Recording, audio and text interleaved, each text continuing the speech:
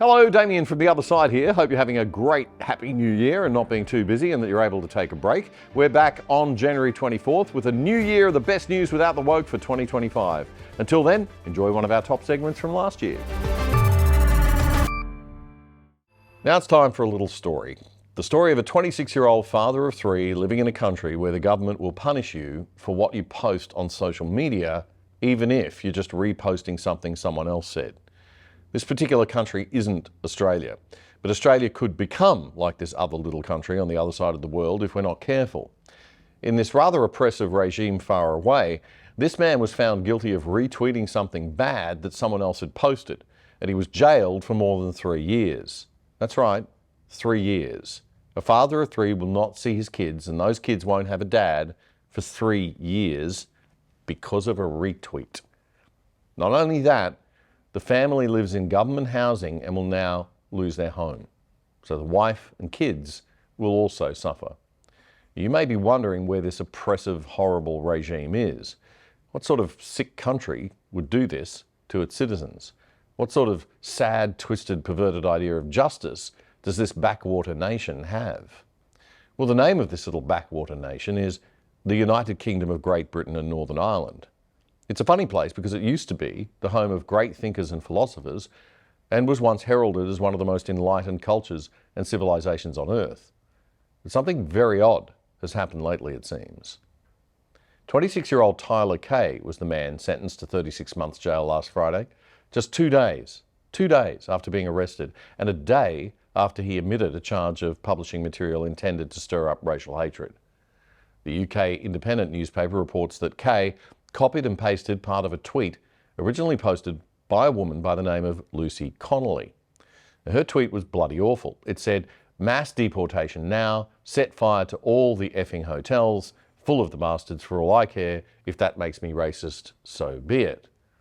Well, yes, it does make you racist and in need of some serious self-reflection and possibly psychiatric care, Lucy Connolly.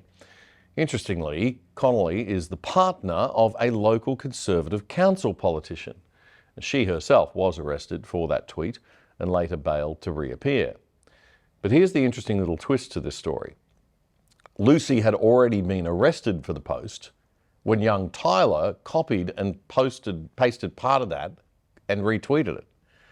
He was apparently trying to prove that he wouldn't be arrested because he isn't a traditional white person. He made this very, very clear in a reply to the post, stating, "My point is more, it's one rule for some and another rule for others," just showing part of the two-tier policing. Stupid, yes, but in a common sense country with common sense laws and common sense enforcement and common sense judges, he'd get maybe a warning and a slap on the wrist. But not in modern Britain. Oh no. In court, while in the witness box, Kay tried in vain to explain that he was not racist and was quite happy to be part of a multicultural town. He said he disagreed with Mrs. Connolly being arrested for her opinion, and so I copied and pasted the tweet into X, he said, kind of as a protest, not expecting much to come of it. And in normal times, in a normal Great Britain, not much would have come of it. But these aren't normal times, and the UK is anything but normal these days. This guy wasn't actually jailed for incitement. He was jailed for the greatest crime of offence to the left of all, racism. Commenting on the case, Detective Chief Superintendent Rich Tompkins said, "I hope this case sends a very clear message to people who think they can hide behind a screen and publish hateful, racially prejudiced posts without consequence." The sentencing judge herself seemed to be motivated strongly in her comments by the fact that she believed that Kay was really a racist. Racism is a mindset, a horrible, awful, and very dumb one, actually. But last time I checked, it wasn't a crime to be dumb or a racist, only to act violently upon that mindset and be a moronic thug. But we're jailing people now for thinking and saying bad, dumb things in the UK, and that worries me a lot. There were many other cases this week of people being sent to prison under Keir Starmer's authoritarian Labor Party regime for what they posted or reposted online. 26-year-old Jordan Parler of Leeds copped 20 months in prison for incitement. He seems to be a jerk of massive proportions, and he admitted urging others to target a building housing more than 200 asylum seekers and refugees. But 20 months for a thug's dumb social media post? Seriously? The initial post received 6 likes. However, it was sent to your 1,500 Facebook friends, and because of your lack of privacy settings, will have been forwarded to friends of your friends. The messages were therefore spread widely, which was plainly your intention. In response to a post questioning why, you wrote, "Because they're over here. Given life of Riley, off the tax us hard-working people earn, when it could be put to better use. Come over here, with no work visa, no trade to their name, and sit down and doss, and then there's more people being put out homeless each year. They get top band priority on housing and many more reasons. This offence is so serious that an immediate custodial sentence is unavoidable." Would you stand, please? The sentence that I pass has been reduced by 1/3 to reflect your guilty plea. The sentence is one of 20 months imprisonment.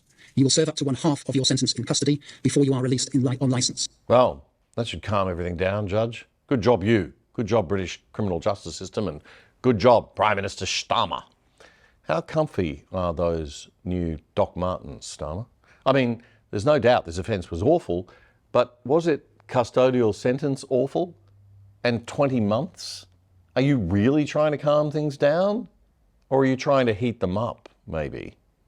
In a third case, a 21-year-old from Sunderland who posted videos of himself roaring encouragement at rioters on his Instagram account was jailed for 2 years.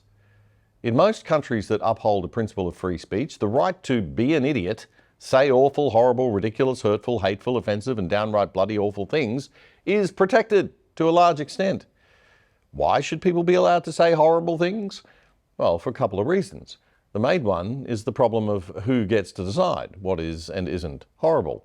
Once you give the state or any government power over speech, thought and expression, it becomes very likely that they'll use that to police political speech that they don't like. And that is what Britain is doing. You don't have to incite actual violence, just incite racial hatred, an inner feeling state in other human beings, and you are a criminal. The offence of incitement to racial hatred involves publishing or distributing material which is insulting or abusive, which is intended to or likely to start racial hatred. So if you retweet that, then you're republishing that, and then potentially you're committing that offence. And we do have dedicated police officers who are scouring social media. Their job is to look for this material and then follow up with identification arrests and so forth. So it's a really, really serious. People might think they're not doing anything harmful. They are, and the consequences will be visited upon them. Oh, lovely. All very polite. We'll take you away from your family and lock you in a cage for a few years, and we'll send your wife and kids to ruin, but we'll do it very politely, very elegantly. We've got teams of police officers working on this. Oh yes, they're splendid. Because we're the kind and compassionate left. What was it Ronald Reagan said about tyranny coming wrapped in good intentions? But of course it can't happen in Australia, right? E-Safety Commission, anyone?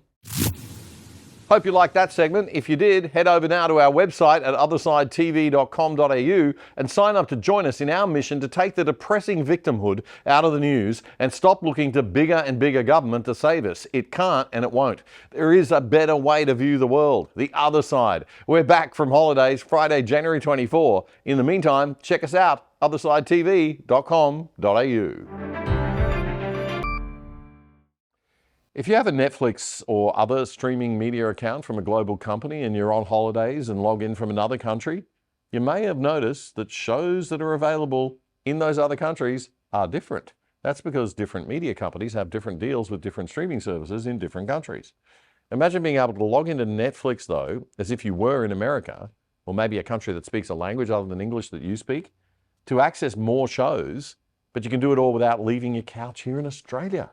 Well, there is a way. There is a way. Private Internet Access VPN is a virtual private network.